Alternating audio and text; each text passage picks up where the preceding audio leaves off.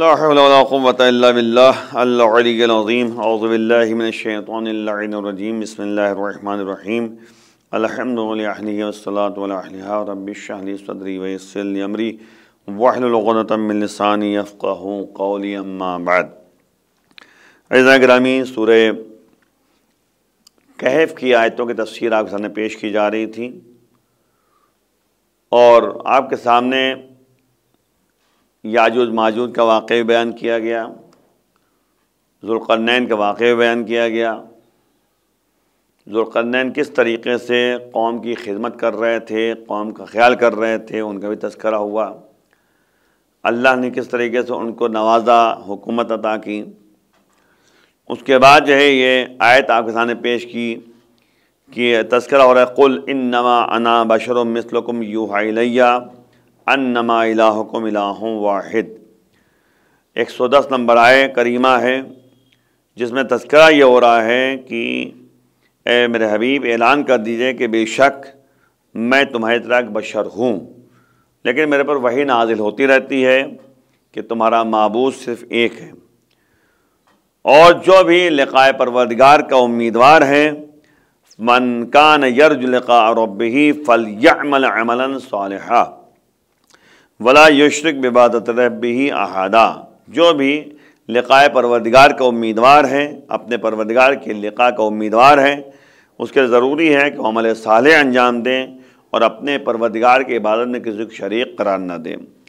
تو توحید پروردگار کا تذکرہ ہو رہا تھا، جس میں میں نے آپ کے سامنے خطبہ نمبر 1 نہج البلاغہ کا جو مولا کا خطبہ ہے اس میں سے کچھ فقرات آپ کے سامنے بیان کیا تھا کہ توحید کا مطلب کیا ہوتا ہے، اور خود اللہ نے قرآن میں مختلف جگہوں پر وحدانیت پروردگار کا تذکرہ کیا ہے۔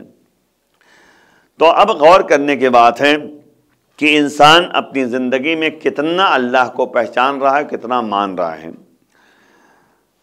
دیکھیں، یاد رکھیں کہ جو نہج البلاغہ میں بیان کیا گیا کہ کمال یہی ہے کہ انسان وحدانیت پروردگار کو ہمیشہ یاد رکھتا رہے اور اس کی معرفت حاصل کرے، عرفانی منزل طے کرے۔ اول الدین معرفت ہو، دین کا پہلا مرحلہ یہ ہے کہ معرفت پروردگار۔ امام جعفر صادق اسلام ارشاد فرماتے ہیں کہ من عرف اللہ خاف اللہ، جس نے اللہ کو پہچانا اس کے اندر یہ خوف پیدا ہوتا ہے۔ ومن خاف اللہ سخط نفس نے دنیا، جس کے اندر خوف خدا پیدا ہو جاتا ہے وہ اپنے کو دنیاوی امور سے ہٹا لیتا ہے۔ یعنی عرفانی منزل کا مطلب یہ ہوتا ہے، اللہ کو پہچانے کا مطلب یہ ہوتا ہے کہ وہ اللہ کو اپنے اندر احساس پیدا کرتا ہے، اللہ کے وجود کا احساس پیدا کرتا ہے۔ اس طرح سے ہوتا ہے جیسے اللہ ہمیں دیکھ رہا ہے، تو ہمیں چاہیے کہ ہم احساس 24 گھنٹے پیدا کریں کہ اللہ ہمیں دیکھ رہا ہے۔ امام نے یہ تو کہا کہ تم یہ سمجھو کہ تم اللہ کو دیکھ رہے ہو، اگر یہ نہیں تو کم سے کم اتنا سمجھو کہ اللہ تمہیں دیکھ رہا ہے۔ تو یہ تو طے ہے کہ ہم کتنا اللہ کی معرفت حاصل رکھتے ہیں، کتنا عرفانی منزل طے کیا ہم نے، کتنا توحید پروردگار کو جانتے ہیں، وہ اپنے یہاں پر، لیکن کم از کم اتنا تو انسان سوچ سکتا ہے کہ اللہ ہمیں دیکھ رہا ہے۔ اللہ کی وحدانیت کا نتیجہ یہی ہے کہ اخلاص پیدا ہوتا ہے، خلوص نیت کے ساتھ زندگی بسر کرتا ہے، اللہ کے لیے کام کرتا ہے۔ کیونکہ ظاہر سی بات ہے کہ یہاں پر جو کل کی بات تھوڑی سی رہ گئی تھی، اخلاص کی بات ہے۔ تو آپ دیکھیں مولا متقیان علی ابن ابی طالب علیہ السلام جو جنگ خندق میں کل ایمان کا خطاب نبی نے دیا کہ کل ایمان کل کفر کے مقابلے میں جا رہا ہے، مجھے واقعات دہرانا نہیں ہے، ایک پوائنٹ تک اشارہ کر کے بات کو آگے بڑھا دینا ہے کہ جب مولا نے اسے زیر کر دیا، اسے مغلوب کر دیا اور خود غالب آ گئے اور سینے میں بیٹھ گئے، تو اس نے لعاب دہن پھینکا تھا۔ کس نے؟ عمر ابن عبدود نے۔ مولا چاہتے تو اسی وقت تلوار سے اس کے ٹکڑے کر دیتے، لیکن مولا نے اس کو چھوڑ دیا اور خود ٹہلنے لگے۔ پھر دوبارہ حملہ کیا اور اس کے بعد وار کیا، تو نبی نے ایک جملہ کہا، ضربۃ علی یوم الخندق افضل من عبادت الثقلین۔ علی کی ضربت ای خندق کے دن وہ عبادت ثقلین پہ بھاری ہے، یعنی ہر ایک کی عبادت ایک طرف رکھ دیجئے اور علی کی ضربت وہ ایک طرف رکھیے۔ اس میں معاملہ کیا تھا؟ معاملہ یہ تھا، اس میں اخلاص پایا جا رہا ہے، اللہ کو یاد کیا جا رہا ہے، ہمیں بتایا جا رہا ہے کہ دیکھو کس طرح سے اللہ کو یاد کیا جا سکتا ہے۔ اور سب سے بڑی بات یہ ہے کہ جب تک انسان عرفانی منزل کو طے نہیں کر لے گا اور دنیاوی امور سے اپنے کو کھینچ نہیں لے گا، ہٹا نہیں لے گا، تب تک جو ہے انسان اس منزل کو حاصل نہیں کر سکتا۔ مولا کی زندگی کا مطالعہ اگر کیا جائے تو غور کریں گے کہ اسی جنگ میں اگر آپ غور کریں تو مولا سے پوچھا گیا کہ آخر کیوں آپ اتر آئے، دشمن تھا قتل کر دیتے؟ تو مولا نے کہا نہیں، جب اس نے لعاب دہن پھینکا ہے تو میرا نفس شامل ہو رہا تھا، میں نہیں چاہتا کہ اللہ کے کام میں میرا نفس شامل ہو جائے، کیونکہ یہ ہے للہیت، اللہ کے لیے کام کرنا، کسی ٹائم جو ہے اللہ کو نہ بھولنا، یہ بہت بڑی بات ہے۔ آپ یعنی آپ جو ہے شب ہجرت کا واقعہ سن چکے ہیں، لیکن شب ہجرت میں بھی آپ دیکھیں وحدانیت پروردگار، یقین کی منزل کو طے کرنا، 40 افراد جو ہے تلوار لیے گھیرے کھڑے ہیں کہ موقع پا کر نبی کو قتل کر دیں۔ نبی کی جگہ پہ علی کو سونا پڑا اللہ کے حکم کی بنیاد پر، تعمیل حکم پروردگار اور تعمیل حکم رسول خدا، کوئی رسول خدا کا حکم بھی ہے، اللہ کا حکم ہے۔ آرام سے سوئے، اللہ کو یاد کر کے سوئے، للہیت کام کیا ہے۔ جب اس طریقے سے سوئے تو اللہ نے آیت بھی نازل کر دیا، وَمِنَ النَّاسِ مَن يَشْرِي نَفْسَهُ ابْتِغَاءَ مَرْضَاتِ اللَّهِ، لوگوں میں سے کچھ ایسے لوگ ہیں کہ جو اللہ سے سودا کرتے ہیں اور نفس کے ذریعے، اپنے نفس کے ذریعے اللہ کی مرضی کو خرید لیتے ہیں۔ وَمِنَ النَّاسِ مَن يَشْرِي نَفْسَهُ ابْتِغَاءَ مَرْضَاتِ اللَّهِ، دیکھا نے، یعنی اپنی مرضی کے مقابلے میں اللہ کی مرضی کو خرید لیتے ہیں اپنے نفس کے ذریعے۔ یہ مسئلہ یہی ہے، اس کا مطلب یہ تھوڑی نہ کیا نعوذ باللہ اللہ جو ہے مجبور ہو گیا، نہیں، یعنی مسئلہ یہ ہے کہ یہ علی جو چاہیں گے وہ اللہ چاہے گا، جو اللہ چاہتا ہے وہی علی چاہتے ہیں، وہی اہل بیت چاہتے ہیں۔ مشیت پروردگار ہے ان کے پاس، اور اللہ بھی جو ہے ان کی مشیت کو قبول کرتا ہے، یعنی ان کی رضایت کو، ان کی جو ہے ان کی یعنی چاہت کو اللہ جو ہے پسند کرتا ہے۔ اب آپ غور کیجئے اہل بیت کی چاہت کو کس طرح اللہ پسند کر رہا ہے۔ بات آگے تو کہتا چلوں کہ آپ دیکھیں کہ ان کی مرضی پروردگار ہے، ان کا جملہ اللہ پسند کرتا ہے۔ شہزادی نے صرف اتنا کہا تھا کہ بچوں آپ کے کپڑے درزی کے یہاں ہیں، اللہ نے رضوان جنت کو درزی بنا کر جو ہے بھیج دیا، جاؤ در سیدہ پر، درزی بن کر آ گئے رضوان جنت۔ دق الباب کیا کون؟ انا خیاط الحسنین، کیا بات ہے، یعنی فرشتوں کو ان سے نسبت دینا زیادہ جو ہے اچھا لگتا ہے۔ فرشتے نے فرشتہ نہیں کہا، یہ کہا انا خیاط الحسنین، میں حسنین کا خیاط ہوں، میں درزی ہوں۔ جبکہ رضوان جنت آئے تھے کہہ دیتے میں رضوان جنت ہوں، اللہ نے کپڑے بھیجے ہیں، لیکن نہیں کہا انا خیاط الحسنین، میں حسنین کا درزی ہوں۔ زبان سیدہ کی لاج اللہ نے رکھی ہے۔ تو آپ غور کے یہ ہے ان کی زبان کی تاثیر، اور ظاہر سی بات جو یہ چاہتے ہیں وہی اللہ چاہتا ہے، اور اللہ جو چاہتا ہے وہی یہ لوگ چاہتے ہیں، اور غلط نہیں چاہیں گے یہ لوگ بالکل پرفیکٹ چیزیں جو ہوتی ہیں وہی چاہتے ہیں۔ تو اس لیے کردار سازی ضروری ہے، کردار کو جو ہے مکمل طور پہ اللہ کے لیے قرار دینا ضروری ہے۔ بہت سے واقعات ہیں، مجھے ان واقعات کا توجہ نہیں دلانا ہے، لیکن ایک بات کا بھی اشارہ بہرحال ہمیں کرنا ہے کہ اس میں غور کریں کہ آخر جو ہے اللہ ہم سے یعنی کس طرح کی زندگی چاہتا ہے. انما الہکم الہ واحد، صرف تمہارا معبود ایک ہے. آپ دیکھیں بات آگے تو تھوڑا سے جو ہے بیان کر دوں. بہلول دانا جو واقعاً اللہ والے تھے، امام کے ماننے والے تھے، اہل بیت کے ماننے والے تھے، عبداللہ مبارک بہلول کے پاس آئے. بہلول کچھ نصیحت کر دیجئے. کہا میں دیوانہ ہوں، میں کیا نصیحت کروں گا. عبداللہ مبارک کہا نہیں، آپ جو ہیں حق بیانی کرتے ہیں، آپ صحیح بات بتاتے ہیں. عبداللہ مبارک کا اصرار بڑھتا چلا جا رہا ہے، ادھر جو ہے انکار ہے. آخر کار جو ہے عبداللہ مبارک نے جب اصرار کیا تو بہلول دانا نے بھی کہا اچھا سنو، 4 شرطیں ہمارے پاس ہیں، ان 7 شرطوں کو قبول کر لو، اس کے بعد ہم تمہیں نصیحت کرتے ہیں. کہا بتائیے 4 کون سی، زیادہ ہم کر سکتے ہیں. کہا پہلی شرط یہ ہے کہ تم جب بھی گناہ کرنا چاہو تو رزق کے پروردگار کھانا چھوڑ دو. جب اللہ کی نافرمانی کرنا چاہو تو رزق کے پروردگار کو جو ہے ترک کر دو. تو عبداللہ مبارک نے کہا یہ کیا کیسی بات کہہ دی آپ نے، بھلا کوئی جو ہے دنیا میں رہے تو وہ کیسے رزق پروردگار چھوڑ سکتا ہے، بھوکا رہے گا کیا؟ ہر رزق تو ہے پروردگار کا رزق ہے. تو بہلول نے کہا کہ جب تمہیں پتا ہے کہ رزق پروردگار ہے، اللہ رازق ہے، اللہ دینے والا ہے، تو پھر جو ہے تم اللہ کی نافرمانی کیوں کرتے ہو، گناہ کیوں گار کیوں بنتے ہو، اللہ کی مخالفت کیوں کرتے ہو.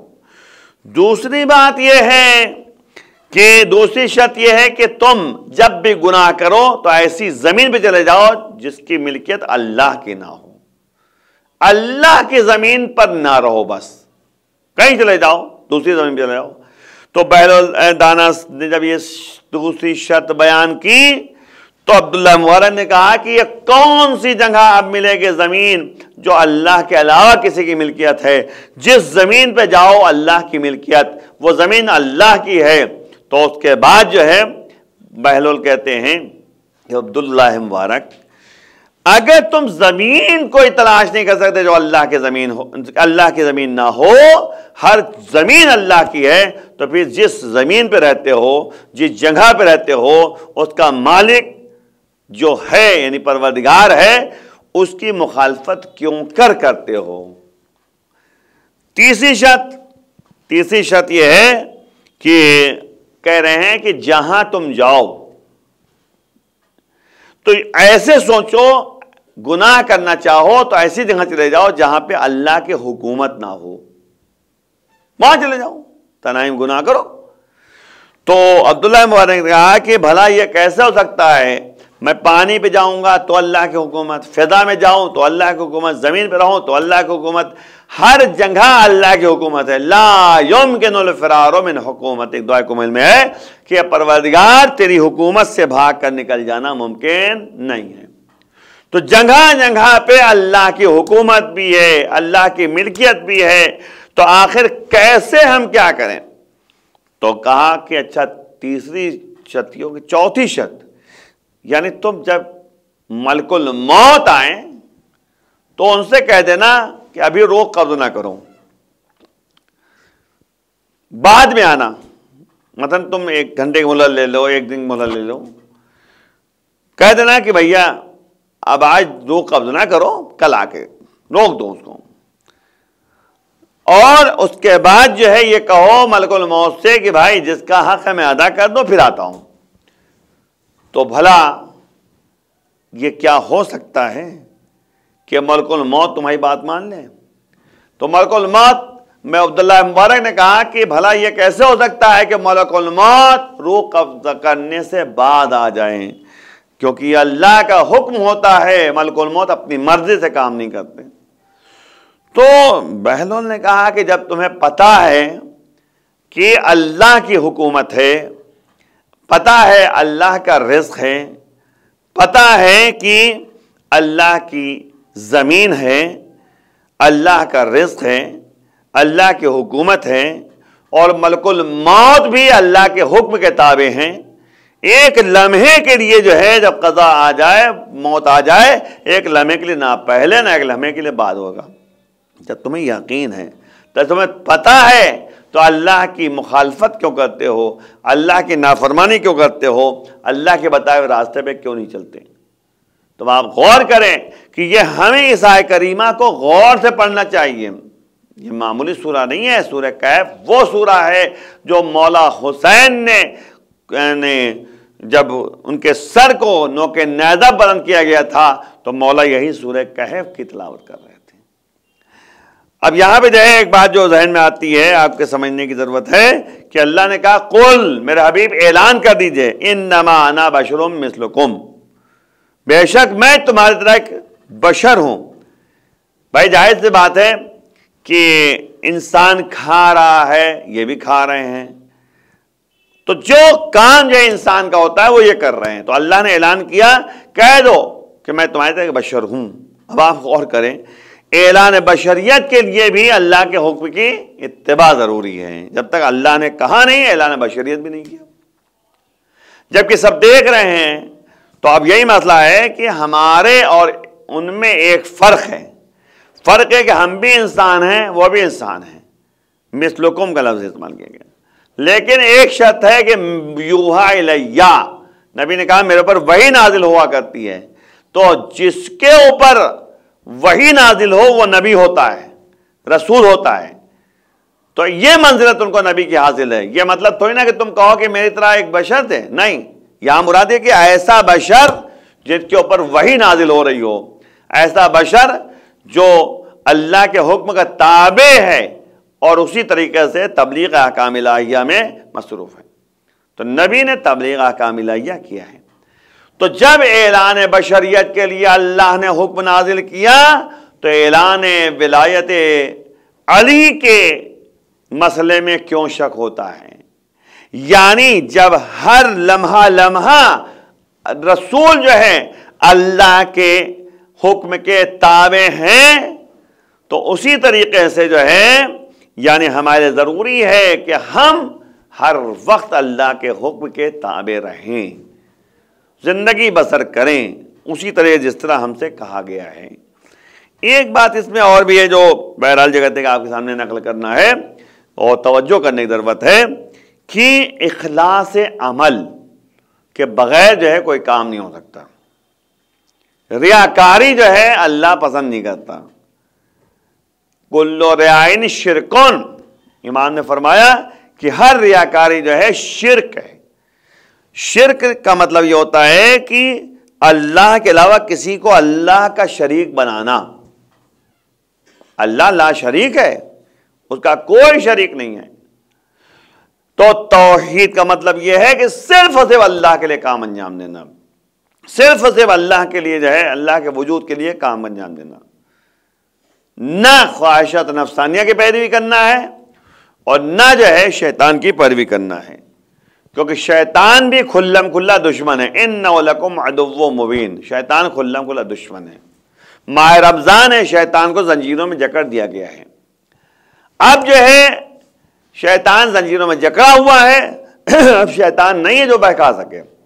ماہ رمضان میں اچھے اعمال کر سکتے ہیں، ہم لوگوں کی مدد کر سکتے ہیں، جس طرح خطبہ شعبانیہ کے فقرات آپ کے سامنے ہم بیان کرتے رہے، اسی میں غور سے آپ سنیے اور سمجھیے کہ نبی نے خطبہ شعبانیہ میں کیا فرمائے اس ماہ رمضان میں عمل کرنے کے لیے۔ یہ توجہ کرنے کی ضرورت ہے۔ ہم جو ہے قرآن کی تلاوت کے لیے کہا گیا کہ اگر کوئی من تلا آیت من القرآن، جو قرآن کی ایک آیت کی تلاوت کرے تو اس کو جو ہے ثواب ملے گا، ختم قرآن کا ثواب ملے گا۔ اب اس سے بڑھ کے کوئی دنیا ہو سکتی ہے؟ اس سے بڑھ کے جو ہے کوئی یعنی منزلت حاصل ہو سکتی ہے؟ اس سے بڑھ کے جو ہے کوئی بات ہو سکتی ہے؟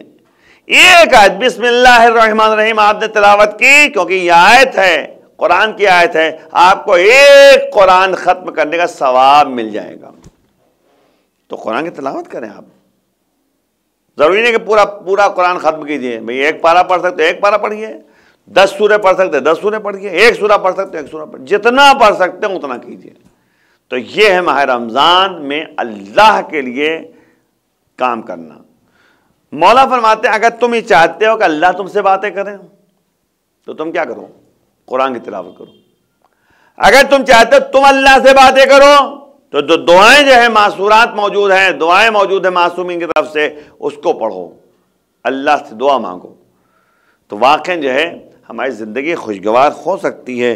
شرط یہ ہے کہ ہم اس راستے پہ چلیں جو اللہ کا راستہ ہے، اس راستے پہ چلیں جو توحید کا راستہ ہے، اس راستے پہ چلیں جو دنیا پرستی کا راستہ نہ ہو۔